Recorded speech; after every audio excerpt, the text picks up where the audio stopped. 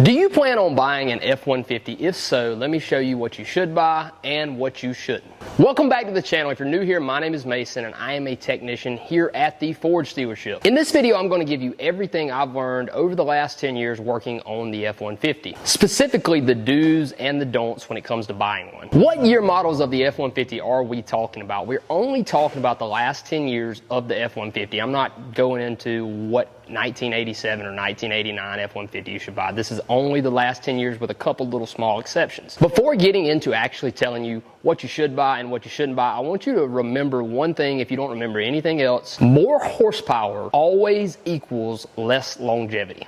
The more power output an engine is giving you, the more stress it's going to be under every time, especially on turbocharged engines. More power always equals less longevity when you are buying a vehicle. So starting out with F-150s, we're obviously going to start out at the top, which is going to be the V8 5-liter. We have 4 generations of engines to talk about on the 5-liter today. Next up, we're going to have the 3.5-liter EcoBoost, and so far between the year 2011 and now, we have 3 different generations of engines. If you're wondering why I'm going back all the way to 2011 on the 3.5 and 5.0, it's because that's just when they started. So after the 3.5, we have 2 generations of the 2.7. They're pretty much the exact same thing. After that, we have the baby PowerStroke. This is the 3-liter PowerStroke diesel that got introduced in the year 2018 to the F-150 line.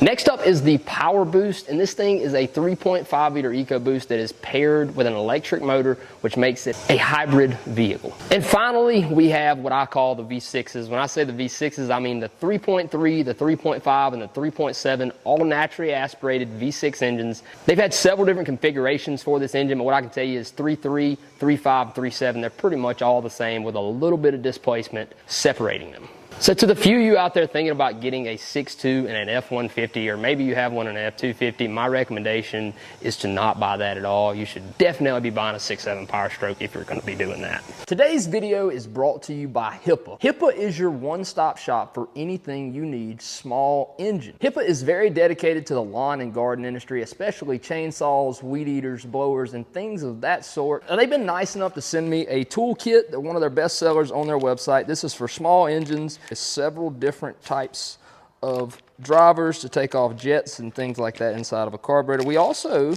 have some jet cleaners to clean out different passages in the carburetor. Really nice little kit. At HIPA, you can find anything from engine parts to carburetor parts, air and fuel filters. You can also find lawnmower blades, chainsaw chains, pretty much anything that has to do with lawn and gardening in the small engine department. If you're looking for any type of small engine stuff, make sure you go down below in the description and check out. I'll have their official website linked up, and I will also have their Amazon store linked up. So go check that out if you're looking for small engine parts. So first up is my personal favorite engine from Ford. That is the 5-liter Coyote engine. Ford brought the 5-liter back in the year 2011, and they are still making it to this day. Real quick, I want to give you some specs on this thing and the different generations. We have 4 generations of 5-liters. The Gen 1 5-liter Coyote was made from the years 2011 to 2014, and it makes a whopping 360 horsepower to the crank. Fun fact, that is actually more horsepower than a brand new 2023 Silverado does for you Chevy guys. The Gen 2 engine got a little bit better with an added 25 horsepower. Both the Gen 1 and Gen 2 motor honestly are almost identical. You can barely tell them apart. There's only a few changes. They get the exact same mile per gallon, which was 17 miles per gallon, just a little bit extra power output out of this thing. On to my actual personal favorite. This is the Gen 3 and the Gen 4 5-liter Coyote. This is my personal favorite because I love turbos, and guess what we introduced in the year 2018 to the 5-liter? That is direct injection. If you know anything about turbos, you know we need direct injection to really make them things rip. We also added the 10-speed transmission in the year 2018 to the 5-liter, but I want to tell you guys, I'm actually going to come to the transmissions at the very end of this video. So if you're looking for transmission information, you need to go to the end of the video to find that. I'm going to classify everything because several of these motors take the same transmission, so I don't want to have to mention the same thing over and over again. So the Gen 3 made 395 horsepower when it was brand new to the crank, and the Gen 4 added another 5 for 400 horsepower total. These both get about the same fuel mileage at 19 miles per gallon for the Gen 3 and 20 miles per gallon combined for the Gen 4. So the Gen 3 stopped in the year 2020. If you have an 18, a 19, or a 2020 model F-150 with a 5.0, you're going to have a Gen 3. If you bought one 21 up, you're going to have a Gen 4. So I want to tell you about the 5-liter engine. This is something you're probably going to hear continuously in this video. The main thing you need to be leery of is the service, the maintenance of this vehicle. You need to be leery of that because there is so many small passages with the very intricate head designs we have now, all the passages that flow through them heads. It is very, very easy for you to miss oil changes and sludge that motor up. When you sludge it up, you're going to have continuous issues down the road. So making sure that a truck has been maintained and had the regular services done properly on it before you buy it, especially this 5.0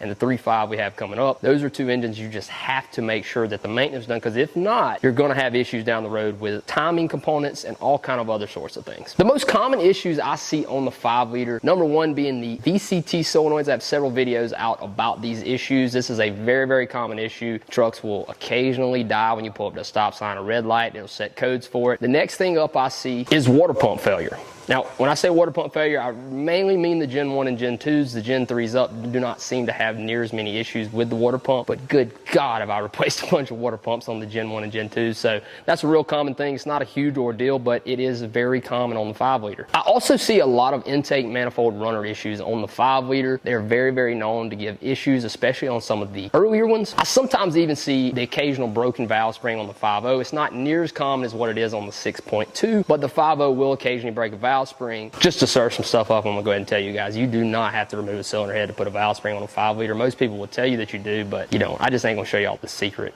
here on the channel. I gotta make money. The number one thing I would tell you to check when you are going to buy a 5-liter pickup truck is to check for oil leaks. This is probably the most common thing and one of the most costly things you're gonna run into on the 5-liter pickup. I primarily see them leak from the oil pan, but they can also leak from the rear main seal or the valve covers. The most common oil leak I see is the oil pan, so make sure you're checking that real good, because that thing can get pretty expensive. It can get up into thousands of dollars to repair depending on where you're at. So overall, I give this engine an 8 out of 10. I give it an 8 because nothing Ford makes is going to classify as a 9 or a 10. Overall though, this is a really decent engine. I actually just bought a 2023 regular cab F-150 myself with the 5-liter, so take it from me. If I bought one, you should buy one. They're a really good engine and probably a better option than some of the other ones we're about to get to. Now, the cream de la crop, the 3.5 EcoBoost. The 3.5 EcoBoost is probably one of the most controversial engines that Ford has ever put in a pickup. It's controversial because it comes with a lot of horsepower and a lot of fuel mileage, but it also comes with a lot of issues that Ford customers were just not used to seeing. They had never been introduced to a turbocharged engine. This is the first one that Ford had produced in a F-150 pickup truck. So the Gen 1 EcoBoost was from the years 2011 to 2016. That motor made 375 horsepower. Gen 2 came later in the year 2017 and then was replaced by the Gen 3 in the year 2021. Both of the Gen 2 and Gen 3 3.5s make 400 horsepower. That's out of a V6 engine. That's pretty impressive. All three of these engines, according to Google, got 21 miles per gallon combined. I would think that the newer 3.5s would probably get a little better fuel mileage than the older ones. So I would recommend completely staying away from the Gen 1 EcoBoost if possible, especially if it has a lot of miles. Those engines are notorious for becoming costly when they get up in age. If for some reason you just do not want my advice, you just don't want to listen to me, here's the things that I would make sure to check when I was buying an 11 to 16 3.5 EcoBoost. I would check for broken exhaust manifold studs. This is super common on the 3.5 from 11 to 16. They had an updated manifold they come out with that added a couple extra studs to the manifold so that it could support the weight of that turbo a little better. Also, you should always also be checking the turbo coolant fittings. These are a quick connect style fitting. They are super notorious for rusting and leaking with age. I do these things regularly. I've almost yet to see a 3.5 make it past 150,000 miles without having one of those two issues I just mentioned. The 3.5 EcoBoost Gen 1 is also notorious for having oil leaks. The vacuum pump leaks all the time. They're super notorious for having dry rotted, hardened valve cover gaskets that will start to leak with age. Honestly, the list for oil leaks goes on and on. There's a lot of places this motor can start leaking oil, including the turbos. Usually when the seals or the bearings start going out, you'll start seeing oil leaking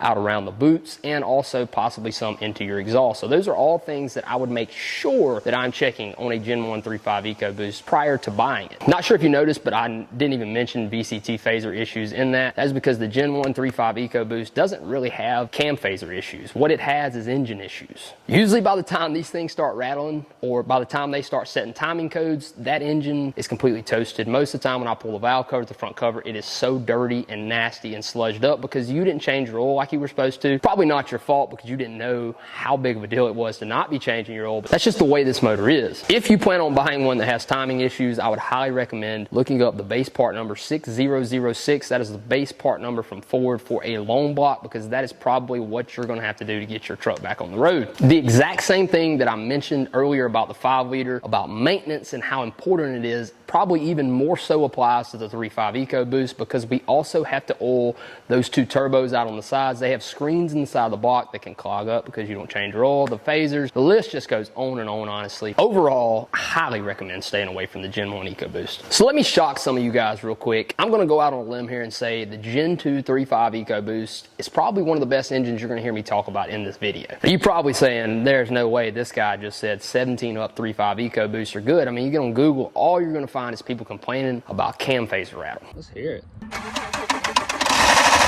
Oh yeah. That is the #1 issue. Every 3.5 EcoBoost on the road probably didn't make it to 100,000 miles before it had 1, 2, maybe even 3 sets of cam phasers. What I can tell you is Ford has pretty much fixed this issue with the new updated revised cam phaser. And believe it or not, after fixing the cam phaser issue on this engine, it's really not that bad. It's honestly overall a pretty good engine. I don't really see issues with them. I occasionally see water pumps leak. I'll occasionally see heater hoses leak. But really, other than that, the turbos are lasting on these. The internal engine components are also lasting a long time on this motor. Much better than the Gen 1 EcoBoost that was from 11 to 16. So I'm sure a lot of you guys, if you owned or have heard your friends or family talk about owning a 17 to 20 3.5, they fixed the cam phaser issue in 20, by the way. But if you know anything about them, you know that the cam phaser issue was a real big deal on that 3.5 EcoBoost. So I'm pretty much telling you that that motor, other than the cam phaser issue, you're gonna have to fix that. But other than that, it's honestly really good. The same thing pretty much applies to the Gen 3 3.5 that come out in the year 2021. The only thing I don't like about this engine that they added was they went back to an EGR valve and an EGR cooler for emissions. I'm not a huge fan of that. I'd much rather prefer them do it with the VCT phasers, but hey, the government's always going to be getting more strict on their regulations, so they had to do something. So you do have EGR, but I really haven't seen a whole lot of issues with it, so I would not be reluctant at all to buy a 17 up 3.5 EcoBoost, especially if they've already had the updated style cam phasers installed in that thing. One other thing I wanted to add is the Gen 2 3.5 EcoBoost. The driver's side valve cover basically cracks just like Humpty Dumpty did when he fell, except the valve cover didn't have to fall. Every freaking one I do is leaking, every single one of them. It's not a big deal though. You can have it fixed relatively cheap, a few $100. So overall, the 3.5 liter EcoBoost gets 4 out of 10 stars. You might be asking why it got so low. If I chop these up into two different ones, the Gen 1 3.5 EcoBoost would get 1 star. If I could give it 0, I would. I just don't feel like that's a real good scale. Don't buy it. I don't buy them. I wouldn't touch it with a 10-foot pole. If I rated the Gen 2 and Gen 3 EcoBoost alone, I would probably give them the exact same rating as the 5-liter, because honestly, they are just as much, if not more, reliable than the 5-liter. A little bit of an abnormal engine from Ford. We have next the 2.7-liter EcoBoost. This is a twin-turbo V6 engine that Ford come out with in the year 2015. This engine made 325 horsepower on both of the generations, the Gen 1 and Gen 2. The Gen 1 was from 15 to 17. And the Gen 2 was from 17 up. We're still running that engine today. The Gen 1 2.7 got 19 miles per gallon combined between city and highway. The Gen 2 got a little bit better at 22 miles per gallon. Pretty good gas mileage considering you were in a pickup truck that can still haul just about any camper you want to hook to the bumper of. So honestly, I can't really say anything bad about the 2.7. I rarely work on them. And I don't know if that's because there aren't near as many of them out there as the 3.5 and the 5.0. What I can tell you is I just personally have not worked on very many of the 2.7s.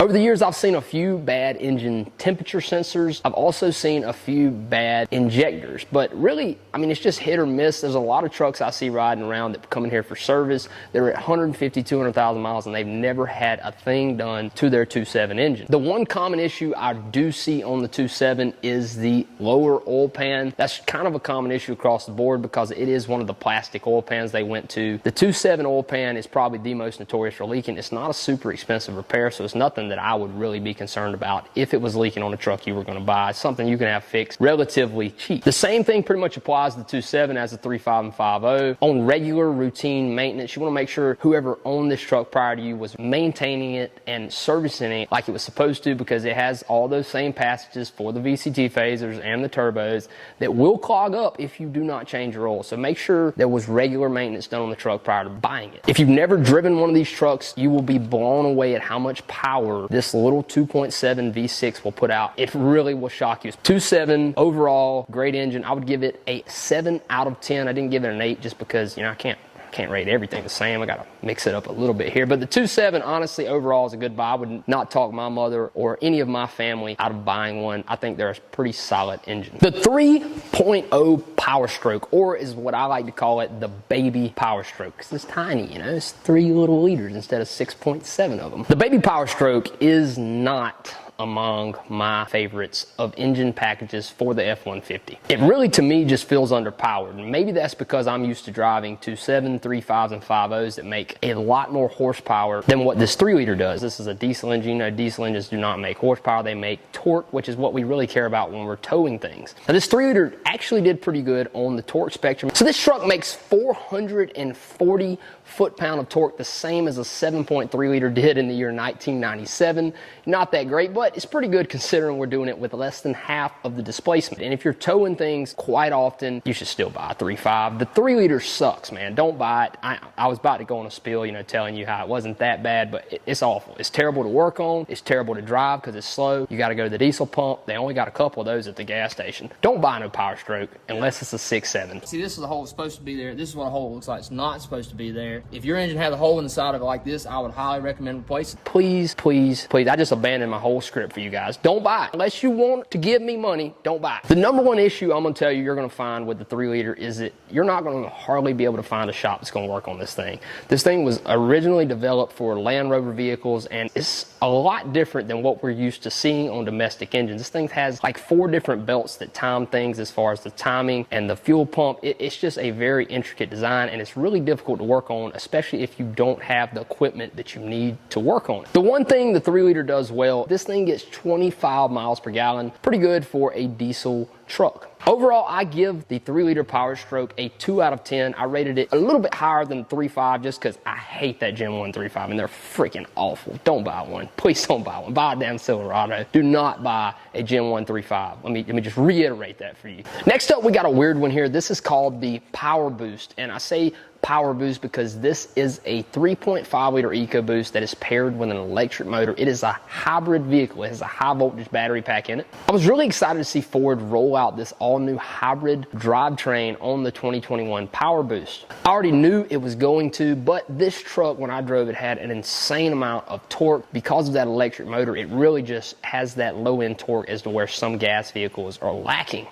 Honestly, this thing is an absolute beast. The PowerBoost truck actually makes 430 horsepower, more than any of the engines I have told you about. It also makes a whopping 570 foot-pounds of torque. That is absolutely insane. I just told you a diesel engine made 440. I'm telling you now, a gas engine with a little electric motor behind it is making 570. That's why I told you this thing will hook and go at those low speeds. That electric motor just picks up and takes it off. The downside of this truck is probably the cost of service when it actually does tear up down the road. These trucks are still pretty new, so we don't exactly know how much it's going to cost. What I can tell you is anytime you hear the word hybrid, the cost of service and maintaining it actually goes up. Those hybrid battery packs can cost thousands of dollars to replace. So not only are you going to not be able to afford to buy the parts to fix it, you're not going to be able to find somebody to work on it very cheap, but you're probably not going to be able to find anybody to actually work on it at all unless you come back to me here at the dealership where you can pay my high, ridiculous fees. You definitely do not want to take your hybrid PowerBoost to Jimbo down the street and let him load up the parts cannon and just shoot it at that thing.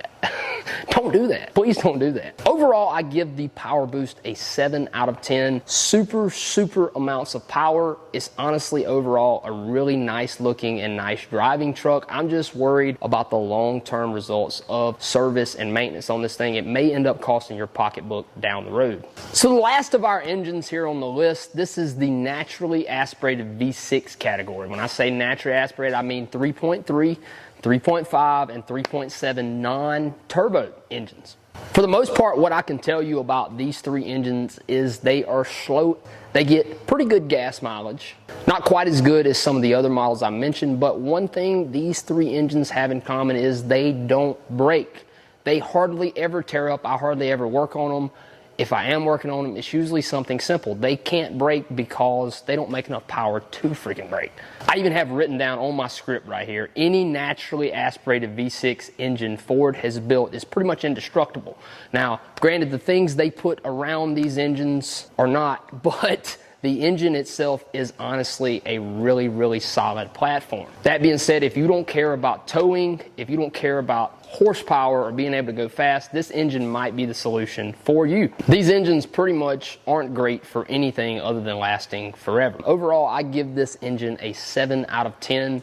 I give it a 7 out of 10 because it holds up forever, but you can't get to forever very fast because, like I said in the original statement, it's slow. I'm telling you, they're slow. Don't try to race nobody with no 3.7. You're going to get gapped. The last thing on our list to talk about is probably the most important. That is the transmissions you are going to be offered in these trucks. I can tell you there's only 2 transmissions you're going to get over the last 10 years of Fords. First one being 6R80, and the second one being the 10R80. The 6R80 was offered in the years 2011 all the way up to 2017. 2017 was a split year. They had a 10-speed behind the 3.5 EcoBoost. So you can't get a 10-speed in the year 2017 unless you buy that 3.5 EcoBoost. We'll start with the 6R80. Honestly, overall, this really isn't a bad transmission. The 2 main issues I guarantee that you are going to run into with this transmission are lead frame issues and torque converter shutter issues. The lead frame issue actually had a recall on it, but honestly, most of them are out of the time limit that the recall had. I think it only had 10 years, so I mean, you're pretty much pushing all of the early 6R80s out of it.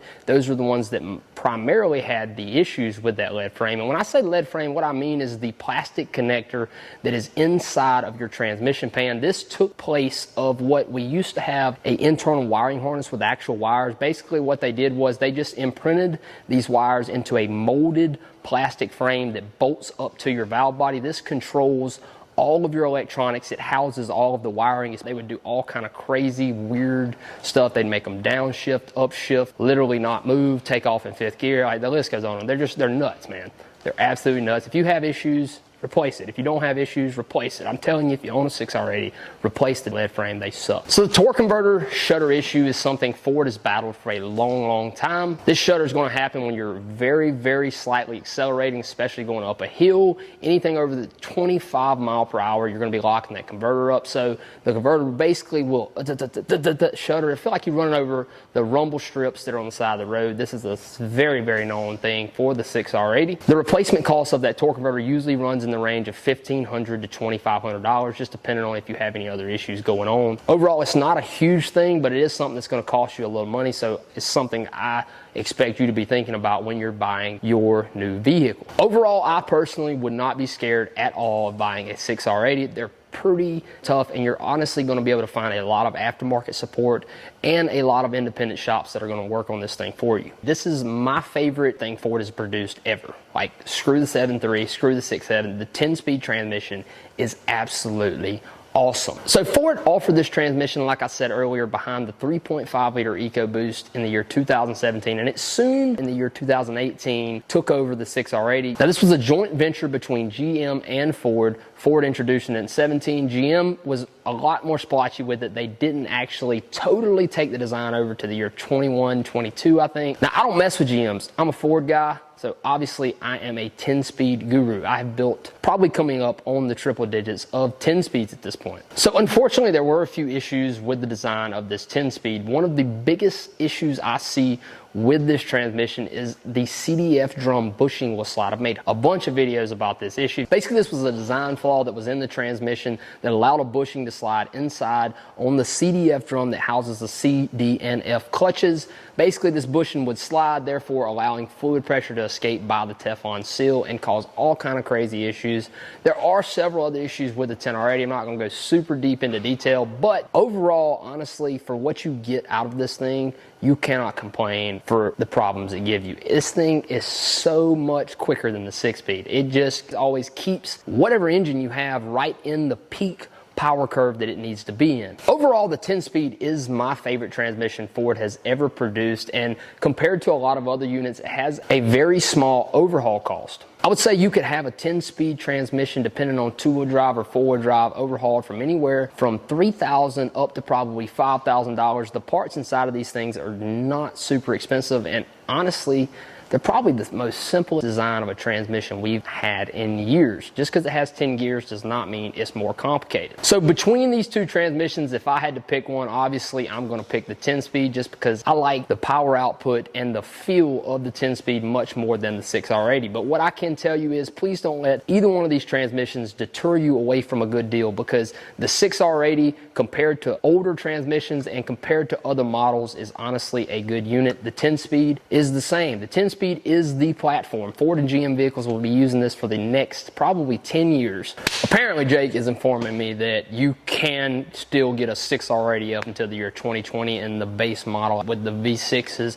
I don't care about all that. In conclusion, which F-150 is right for you? Honestly, that all depends on your needs. If I were buying an F-150, I would be looking for a Gen 2, Gen 3, 3.5 EcoBoost, or a Gen 3, Gen 4 5-liter. You really just can't beat the power that that truck offers for what you have to pay for it. Well, I hope this video helped you in your F-150 vehicle search. I hope that it showed you some of the things you should be looking out for and some of the things you shouldn't be worrying about. That's pretty much going to wrap us up for this video. I appreciate all of you guys watching, and the one thing I wanted to mention to you, I've had a lot of you guys asking me where you can find Flying Wrenches merch like the dirty hat you see on. Promise yours will not be near as dirty as this, but I have a link down in the description to my Teespring account where you can find all of the Flying Wrenches merch that I have out. So be sure you check that out down in the description below. So as always, I appreciate you guys watching, and I will catch y'all in the next one. Peace.